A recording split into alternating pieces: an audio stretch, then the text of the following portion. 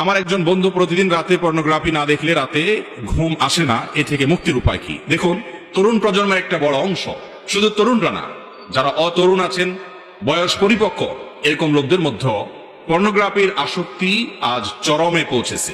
ঘরে ঘরে জনে জনে এই রোগটা, এমনকি পুরুষদের পাশাপাশি নারীদের মধ্যেও।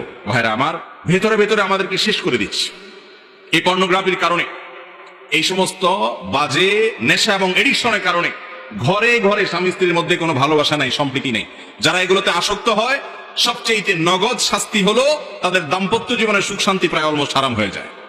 যে যুবক পর্নোগ্রাফি দেখতে দেখতে দেখতে দেখতে সে ক্লান্ত, এটা তার মধ্যে নেশায় পরিণত হয়ে গেছে, তার উপর আল্লাহর পক্ষ থেকে সবচেয়ে বড় শাস্তি হলো দাম্পত্য জীবনে স্ত্রীর সাথে তার কোনো ভালোবাসা হয় না। এটা অভিজ্ঞতা প্রমাণ করে, অসংখ্য অজস্র অভিজ্ঞতা এর জন্য রয়েছে।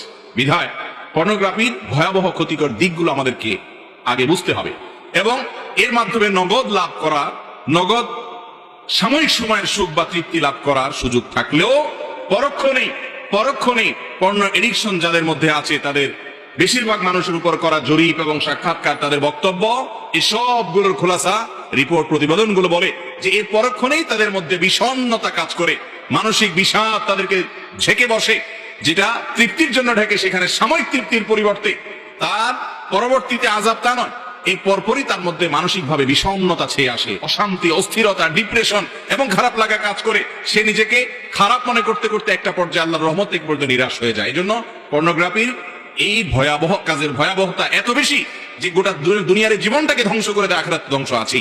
এই জন্য ভাইরা আমার, আগে বুঝতে হবে যে এটা কত ডেঞ্জারাস বিষয়। এটা থেকে বাঁচতে চান, কয়েকটা স্টেপ নেবেন, কয়েকটা পদক্ষেপ নেবেন। এক নম্বর পদক্ষেপ হলো যে এটার মাধ্যমে আপনার ভবিষ্যৎ ধ্বংস হয়ে যাবে, আপনার পারিবারিক জীবন, দাম্পত্য জীবন শেষ হয়ে যাবে, আপনার কোনো কিছু ভালো লাগবে না, বিষণ্ণতা, বিষাদের মধ্যে আপনি ভোগ করবেন। এটি নিশ্চিত জেনে রাখবেন, এই ভয়াবহতা মাথায় আপনি ভালো করে ঢুকিয়ে রাখেন, সহজ হবে আপনার বেঁচে থাকা। এর ভয়াবহতা সম্পর্কে জানার চেষ্টা করবেন। অনেক বই বাজারে বের হয়েছে, অস্ট্রেলিয়ান একজন লেখকের বই বাংলা অনুবাদ হয়েছে, আমি বইটার নাম ভুলে গেছি, কিন্তু এই আসক্তি থেকে বাঁচার জন্য অসম্ভব উপকারী। সেই বইটা সহ আরো যে সমস্ত বিষয় পড়তে পারে। নাম্বার 2, মোবাইলে যে সমস্ত ডিভাইসের মাধ্যমে হারাম জিনিস দেখার অভ্যাস আছে, সে সমস্ত ডিভাইস গুলোতে ফরম্যাট দিয়ে ফেলেন। সবসময় ফরম্যাট দিতে পারবেন না। যখন ইমানে জোয়ার আসবে, কিছু কিছু সময় আছে যে আল্লাহর ভয় অন্তরে ঢেউ খেলতে থাকে, যখন আসবে ওই সুযোগের সাথে সাথে সব কিছু মোবাইল থেকে ক্লিয়ার করে ফেলবেন। এবং যেই সমস্ত সাইটে, নেটে, সোশ্যাল মিডিয়াতে, যে সমস্ত জায়গায় গেলে আপনি এগুলো থেকে বাঁচতে পারেন না, সেগুলো থেকে আপনার সম্পর্ক ছিন্ন করতে হবে।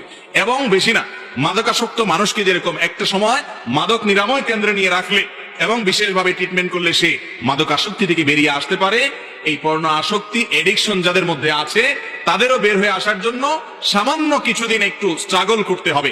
কথার কথা, নেট আছে এরকম মোবাইলের সাথে আপনি সংবিচ্ছিন্ন করলেন, আপনি বাটনওয়ালা কম দামের ছোট একটা মোবাইল নিলেন শুধুমাত্র কল ধরা এবং কল করার জন্য, নেট থেকে বিচ্ছিন্ন থাকবেন বেশি না 1-1.5 মাস, 2 মাস, বা যার যতটুকু তৌফিকে কুলা।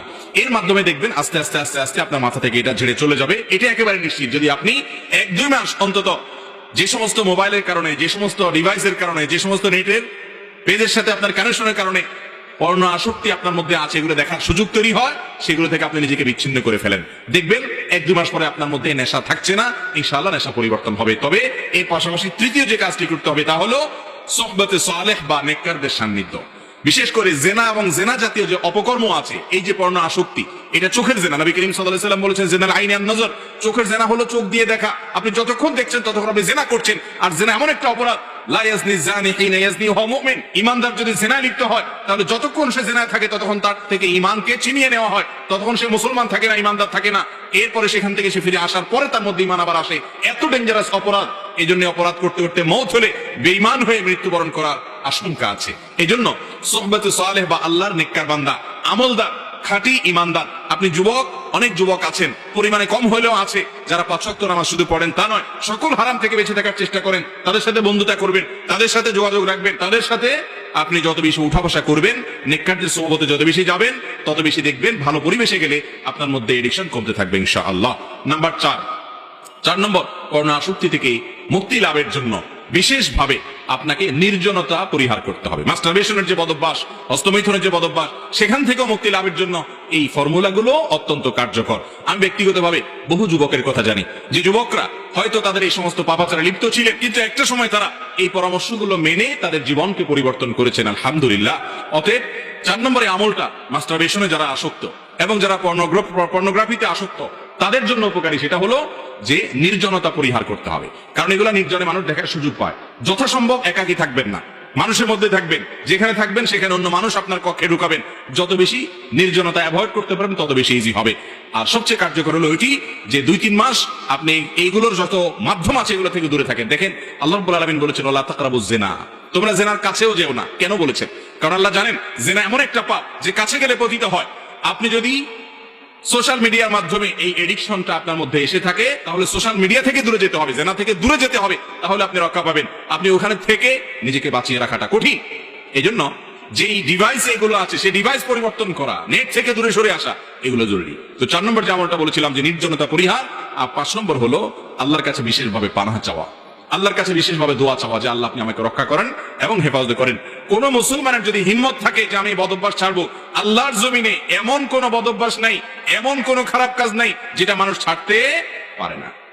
সাহাবায়ে কেরাম রিদওয়ানুল্লাহি তাআলা আজমাইন মদ হারাম হওয়ার আগ পর্যন্ত তাদের অনেকেই, আগে যেহেতু মানুষ মদ পান করতো, সমাজের সবাই মদ পান করতো এবং আল্লাহর পক্ষ থেকে হারামের ঘোষণা আসেও নাই, হালাল ছিল অর্থাৎ হারাম ছিল না, তখন তারা অনেকেই মদ পানে অভ্যস্ত ছিলেন। কিন্তু যখন হারাম ঘোষণা আসলো সঙ্গে সঙ্গে মদের সমস্ত ভার তারা ছুঁড়ে ফেলে দিল। দীর্ঘদিনের বদভ্যাস তারা ত্যাগ করতে তাদের সময় লাগেনি সেরকম বেশি। মোহতারাম হাজিরিন, ইমানদার যার জান্নাতের প্রত্যাশা আছে তার দরকার হলো শুধুমাত্র সিরিয়াসনেস। তিনি যদি চেষ্টা করেন, হিম্মত করেন, সৎসাহস করেন, এটাই তো বীরত্ব, এটাই তো বাহাদুরি। বীরত্ব তো গায়ের জোরে না, বীরত্ব তো মানুষের শরীরের দাপটের মাধ্যমে না।